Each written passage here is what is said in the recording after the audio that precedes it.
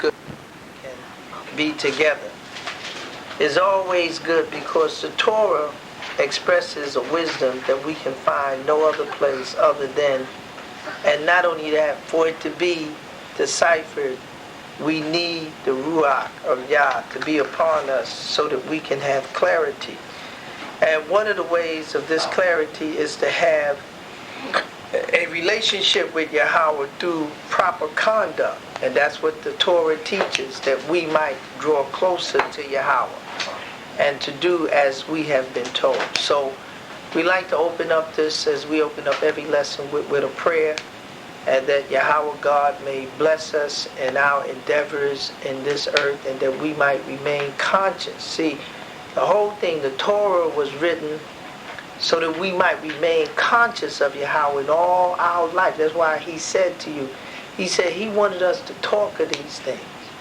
When we lied down, when we raised up, when we walked by the way, and when we sit it in our house, he wanted a constant renewal of conversation that we might inculcate, or what they call was to indoctrinate our children into this knowledge that was the purpose of it was to explain to them that nothing else mattered more than this, because this was what your whole entire life is based on. He wanted you, he said, regardless what was happening on your left, your right, in front of you or behind you or beneath you or above you, nothing else mattered but me. And as long as you kept your total attention on me, everything was going to work out for you. And Yahweh says, I gave you a land that I provide for. When we came into that land, the homes and everything was in place. We didn't have to build or anything. It was all laid out for us. And Yahweh earned that right to put a commandment that we serve him because he had served us. And he said, if you serve me, I will continue to serve you. And make sure what? You had a belly full. And you could enjoy life. Nobody enjoys life on an empty stomach. Don't let nobody tell you food is ruler. You understand? If you got land that can't grow no food, or you live in a country that doesn't become great because it has an army. A country becomes great because it has food. It ain't no food, you have a dispersion of the people. You have starvation. You don't have the opportunities. And when Yahweh God blessed them, he didn't bless them with silver and gold. He blessed them with food, because then you can be creative and make your own currency and your own environment to where it might suit people as an exchange, and where you wouldn't just give pebbles if you wanted even pebbles to be some type of exchange for whatever goods they would get. But Yahweh God knew that a nation that was fed properly would be a nation that would prosper. And Yahweh told us, he says, your prosperity may start in your stomach, but the perpetuation of your prosperity must be that you serve me the way I want you to serve me. And this is where the Torah, we must love the Torah. But before we proceed, let us have this prayer. Yahweh God, we thank you for this day. As we thank you for all days, may the Spirit of Yahweh rest upon us. Rest upon our brothers and sisters that have passed, our brothers and sisters that are here. Yahweh God, give us the wisdom, knowledge, and understanding that we may push on, but with wisdom, with knowledge, with understanding, but most of all with obedience. Yahweh Ha'Elohayama. Yahweh Ha'Elohayama. Yahweh Ha'Elohayama. Yahweh Ha'Elohayama. Yahweh Ha'Elohayama. Yahweh Ha'Elohayama. Yahweh Ha'Elohayama. Yahweh Ha'Elohayama. Yahweh Ha'Elohayama. Yahweh Ha'Elohayama. Yahweh Ha'Elohayama. Yahweh Ha'Elohayama. Alahayama. Yahweh Alahayama. Yahweh Alahayama. Shama'a. Shama'a. Shala. Shala. Yahweh. Yahweh. Alahayanawa. Alahayanawa. Yahweh. Yahweh. Akhada. Akhada. Yigadala. Yigadala. Yahweh. Yahweh. Yigadala. Yigadala. Alahayama. Alahayama. Kaya. Kaya. La'a. La'a. Lakhasha. Lakhasha. Layakaba. Layakaba. Wala'a. Wala'a. Wasama. Wasama. Mayashara. Mayashara. Allah. La'a. Ya'an. La'anaha. Ya'anaha. Latistaya. Latistayakwa. Kwanaha. Kwanaha. Melaka. Melaka. Yahwaha. Yahwaha. Sabayaba. Sabayaba. Layura'a. Layura'a. Yawa. Yawa. Wayecha. Wayecha. Latisma. Latisma. Berwaka. Berwaka. Alahayama. Alahayama. Ashura. Ashura. La'a. La'a. Yisayura. Yisayura. Kapaladaya. Paladaya. Wakhasadawa. Wakhasadawa. Mataya. Mataya. Yatisra. Yatisra. Samawaka. Samawaka. Yatisra. Yatisra. Shalawama. Shalawama. Shalawama. Shalawama. Kaya. Kaya. Aka. Aka. Atawaka. Atakawa. Atakawa. Ayahawaha. Ayahawaha. Ataya. Ata. Abda. Kaya. Kaya. Ayaha. Bayaha. Yahawaha. Yahawaha. Tiswara. Tiswara. Apwalayama. Alayama. May Yahweh continue to bless us and keep us. May Yahweh, who is God forever. Kaya. Kaya. La'a. La'a. Lakhasha. Lakhasha. Ayakaba. Ayakaba. Wala'a. Wala'a. Wasama. Wasama. Bayashara. Bayashara. Allah. Allah. The Shabbata. Shabbata. Akniga. Akniga. The Quadawasha. Quadawasha. Yahawaha. Yahawaha. Makabada. Kabada. Amana. Amana. May Yahweh bless us and keep us and strengthen us. And we know today is also a festivity of the day of Sukkot. And we know that it's for 7 days, and we thank Yahweh for everything. We know that the Lord is on a time schedule. We know that everything that happens on this earth is on a time schedule. It's a clock and is a measurement of spiritual time dealing with the things that are in the physical world. So, in other words, understanding how Yahweh tells time and understand how we equate time. So where it says in Ecclesiastes chapter 3 verse 1, and it tells you specifically that there is a time. And if we take this measurement of time that Yahweh has given us, what he says, Ecclesiastes chapter 3 verse 1, what does it say? Okay.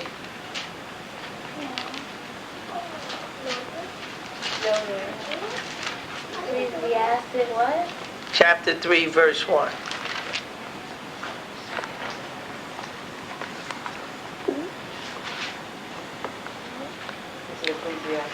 To everything there is a season, and a time to every purpose under the heaven.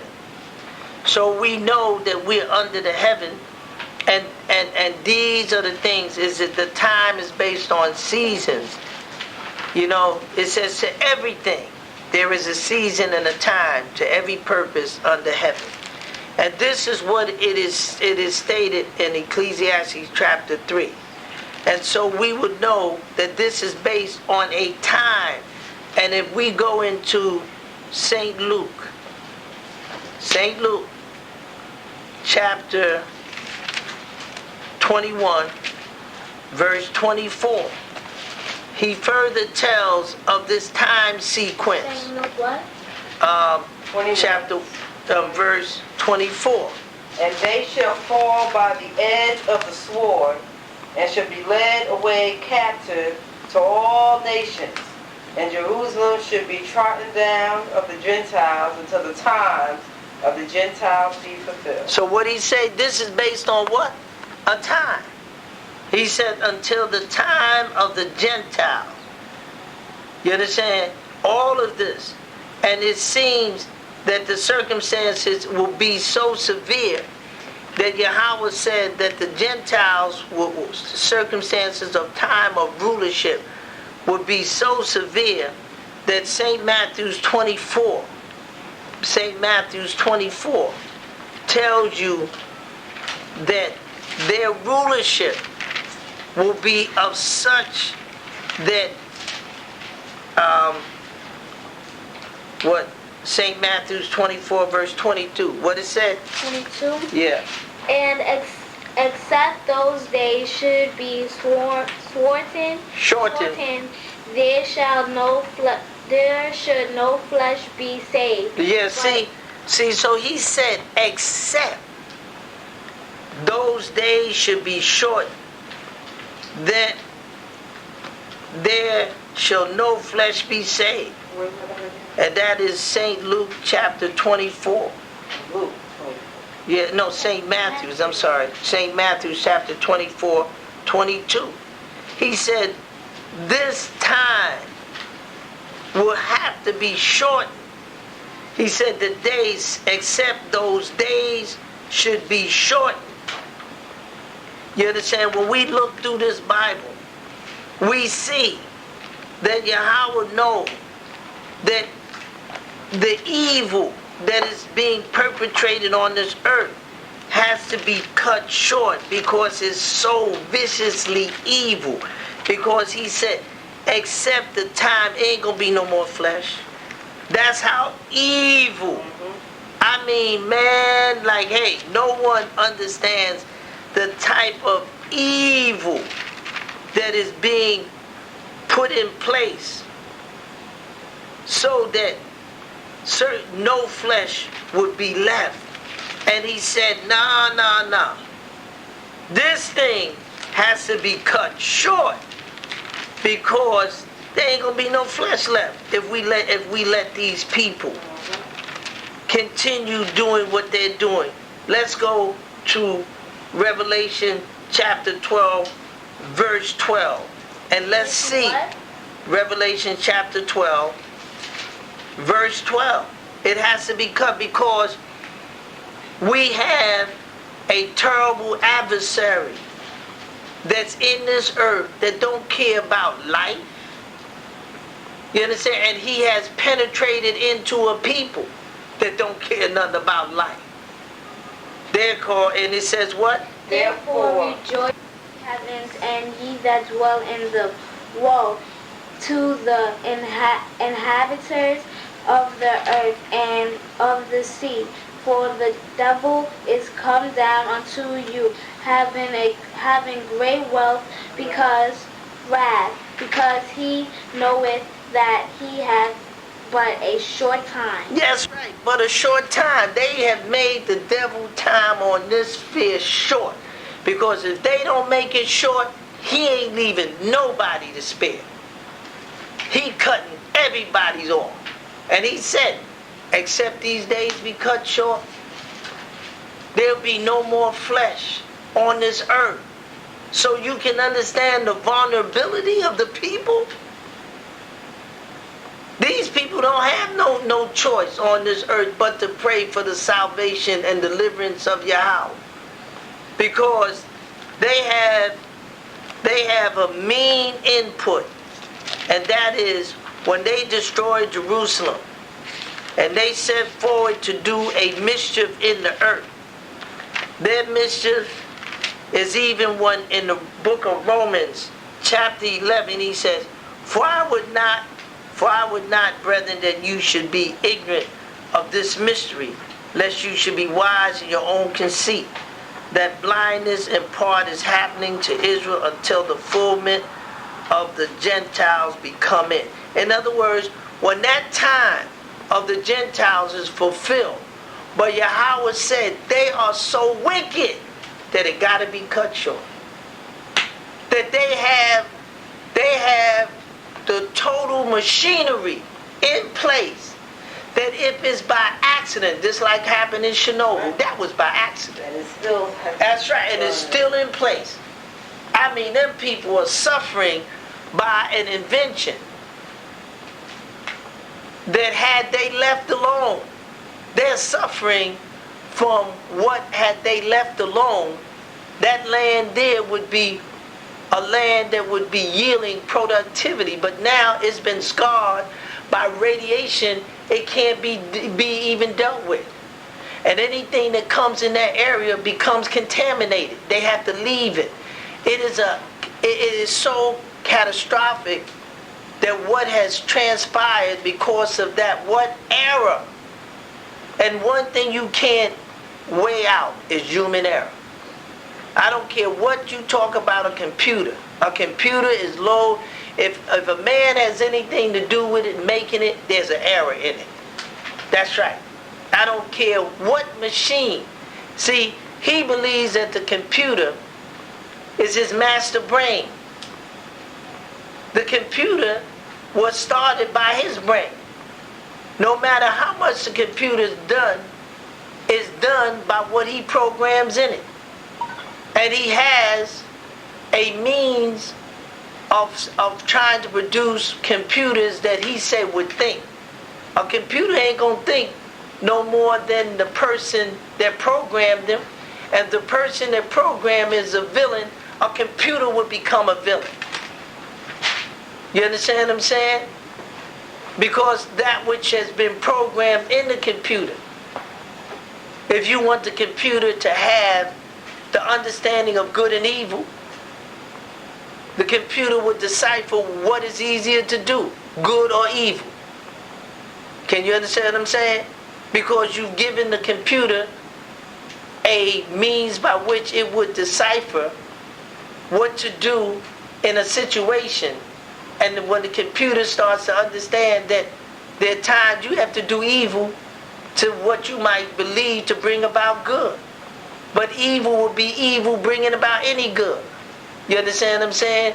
Because you are not the one that create life. You can take it, but you can't bring it back. No matter what a scientist does, he uses what God has made. That's right. He uses what God has made. Yahweh God made it and he uses it. He said he has not created from nothing. Yahweh creates from nothing. You understand? So I'm saying to you is that we got an evil man on this earth. We got a man that we got to pray. And the devil has taken up his home upon this planet. And he has chosen a people.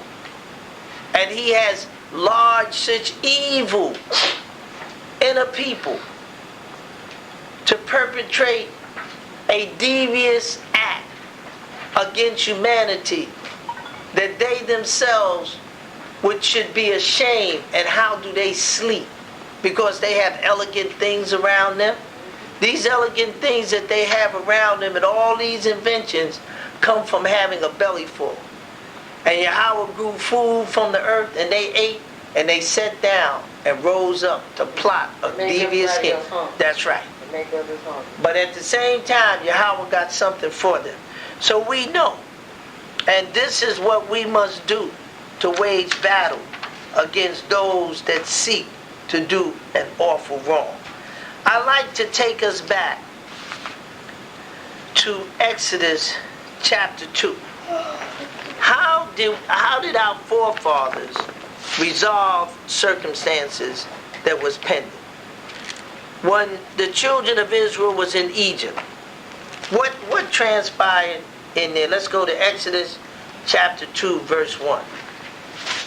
This is how we resolve situations. What does it say? And there went a man of the house of Levi and took a wife, a daughter of Levi. And the woman conceived and bare a son. And when she saw him that he was a goodly child, she hid him 3 months.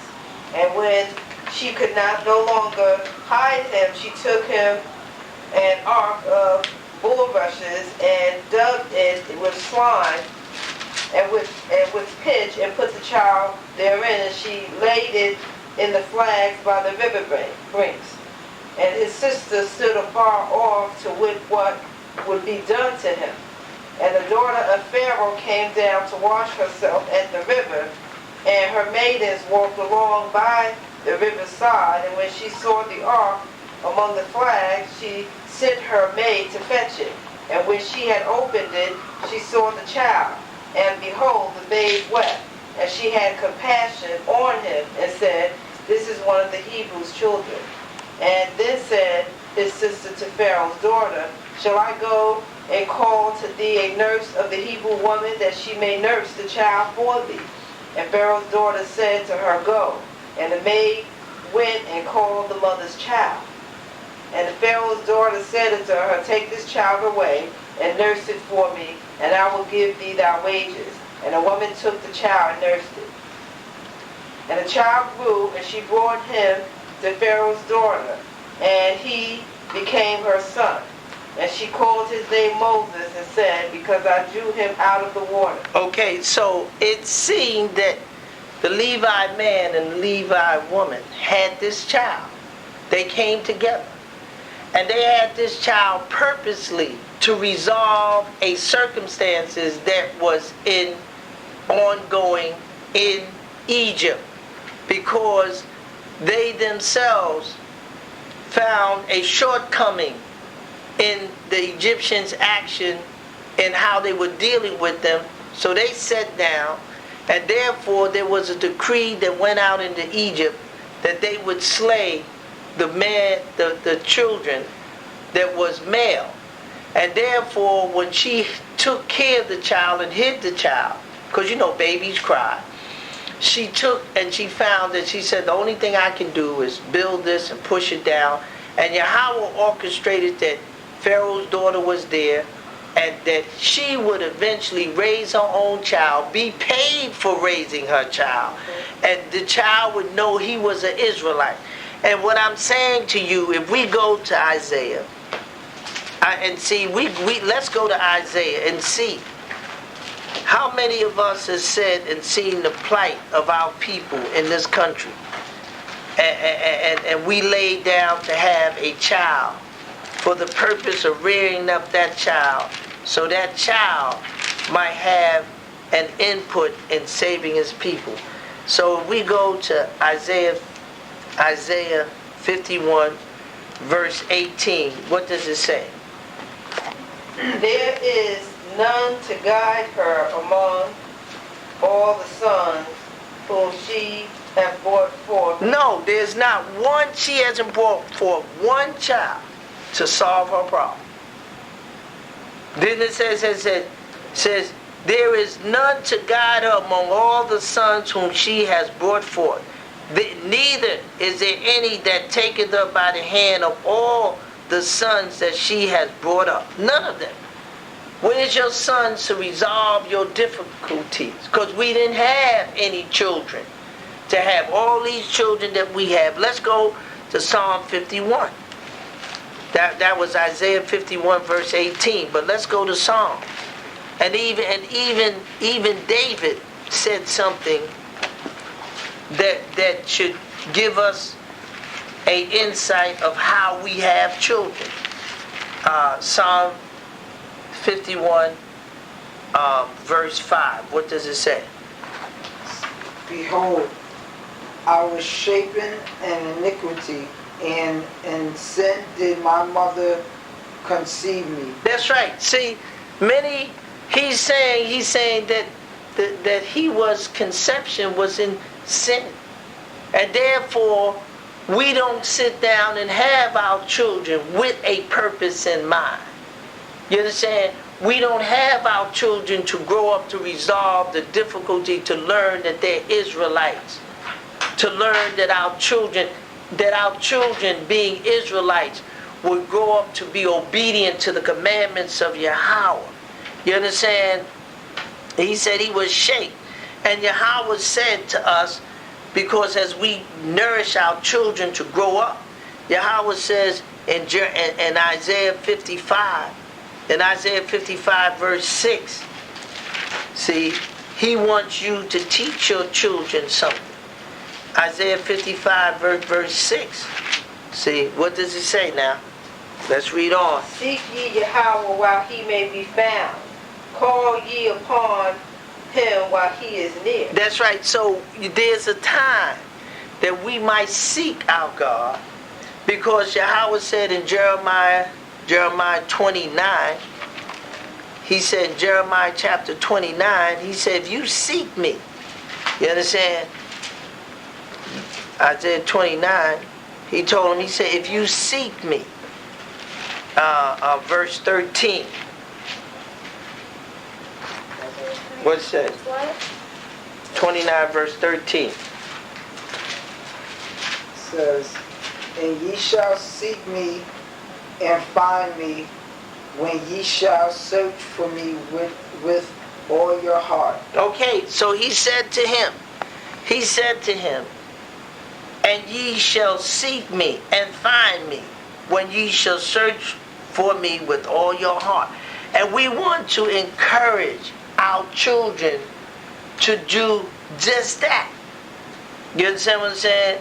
And Yahweh says in Malachi, let's go to Malachi. See, the wisdom of this book is awesome.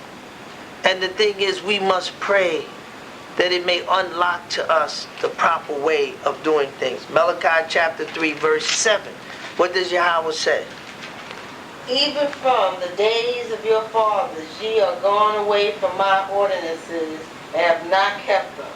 Return unto me, and I will return unto you, said Yahweh of hosts.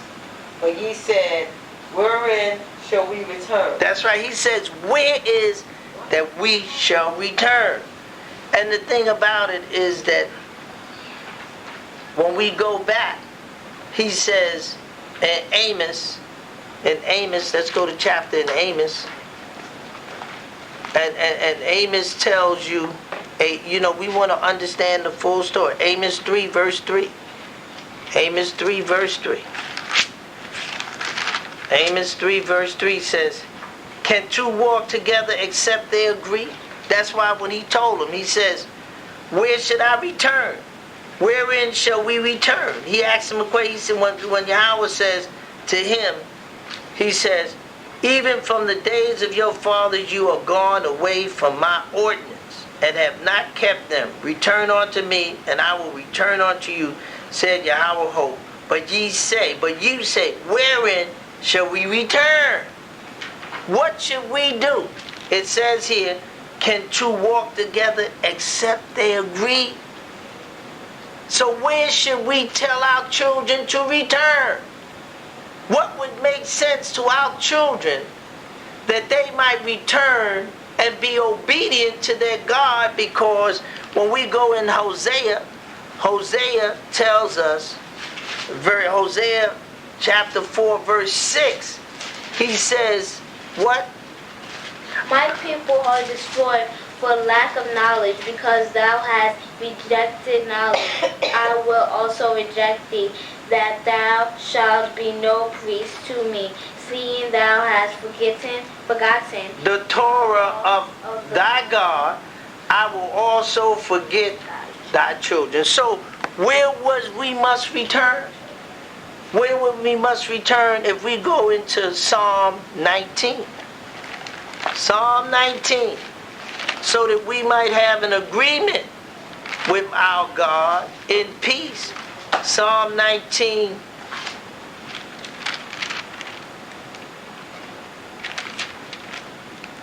Okay. To return, Psalm 19 verse 19 verse 7.